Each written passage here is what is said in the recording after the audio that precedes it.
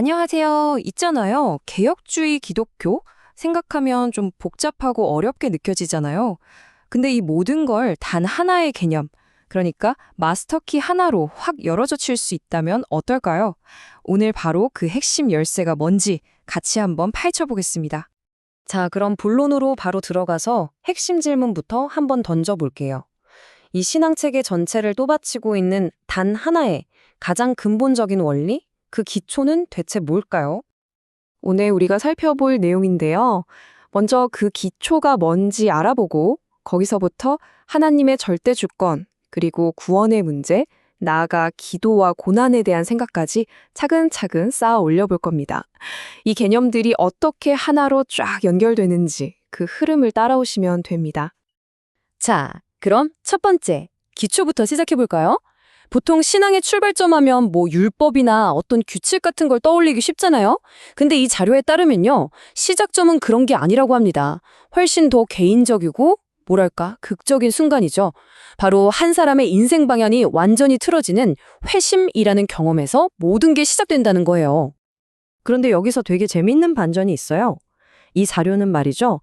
이 회심이라는 엄청난 사건조차도 그것만으로는 완전히 이해할 수 없다고 말해요. 왜냐하면 이 회심이 전적으로 의존하고 있는 더 근본적인 단 하나의 원리가 있다는 거죠. 바로 그걸 먼저 알아야 한다는 겁니다. 그리고 그 핵심 원리가 바로 두 번째 주제입니다.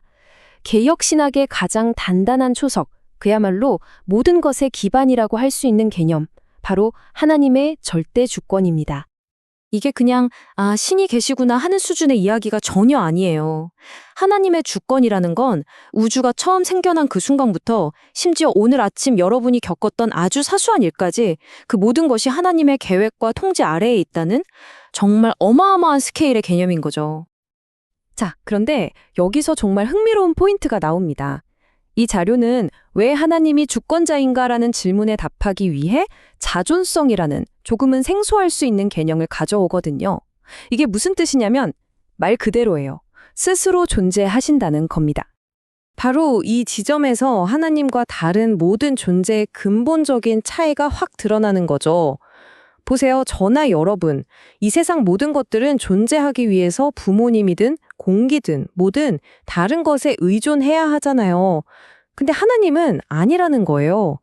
이것 때문에 하나님은 우리와는 아예 격이 다른, 완전히 다른 차원의 존재가 되는 겁니다. 자, 그럼 이제 핵심적인 질문으로 넘어가야죠. 좋아요. 하나님이 절대 주권자고 스스로 존재하는 분이라는 건 알겠어요. 그래서 그게 우리 인간의 가장 큰 관심사 중 하나인 구원 문제와 대체 무슨 상관이 있냐는 거죠.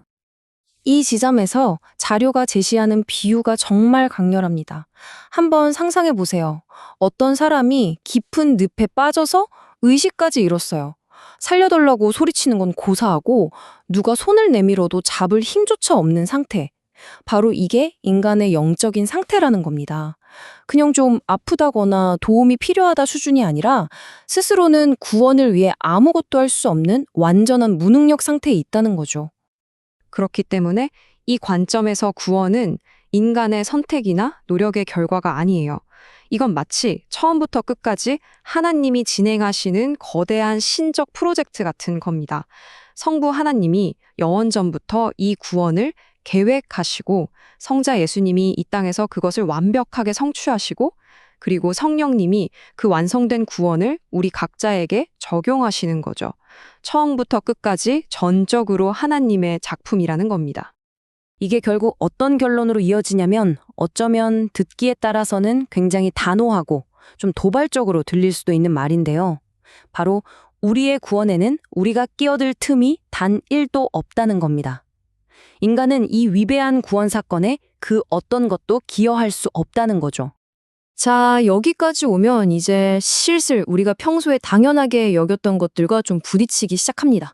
특히 기도와 인간의 이성에 대한 우리의 일반적인 생각에 이 하나님의 절대주권이라는 개념이 아주 강력한 도전장을 내밀거든요. 대표적인 예가 바로 이겁니다. 혹시 보좌를 흔드는 기도 라는 말 들어보셨나요? 굉장히 열정적으로 기도해서 하나님의 마음을 움직인다는 그런 의미로 많이 쓰이는데요. 이 자료는 바로 이 개념을 정면으로 비판하고 나섭니다. 왜냐하면 생각해 보세요. 만약 하나님이 모든 걸 계획하시고 변하지 않는 분이라면 우리가 기도로 그분의 마음을 바꾼다는 게 말이 될까요? 그래서 이 관점에서 기도의 목적은 하나님의 결정을 바꾸려는 시도가 아니라 오히려 나의 뜻을 하나님의 뜻에 맞추고 그분과 깊이 교제하는 것으로 바뀝니다. 패러다임이 완전히 전환되는 거죠. 이건 기도뿐만이 아닙니다. 우리의 이성, 즉 생각하는 능력에 대해서도 똑같이 적용돼요. 이 자료는 종교개혁가 칼뱅의 말을 인용해서 인간의 마음을 우상공장이라고 표현하는데요.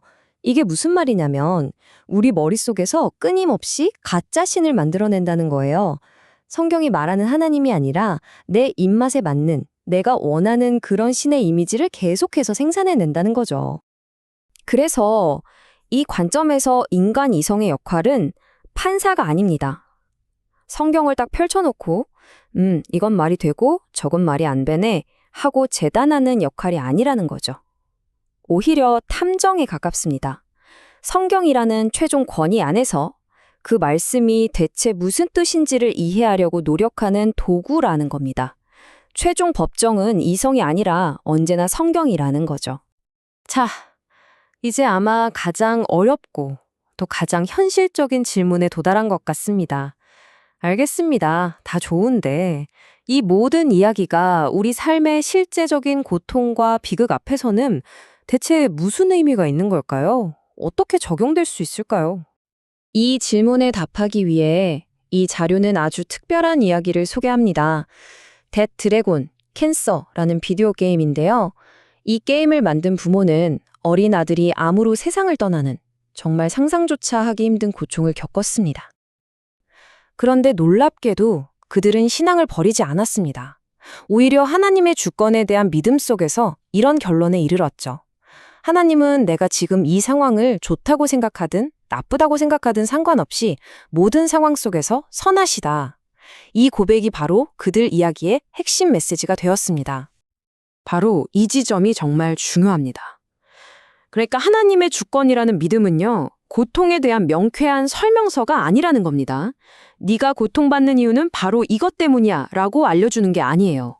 그보다는 도무지 이해할 수 없는 인생의 폭풍우 속에서 우리를 붙들어주는 단단한 닷과 같은 역할을 한다는 거죠. 결국 이 모든 논의는 다시 처음의 근본적인 질문으로 돌아옵니다.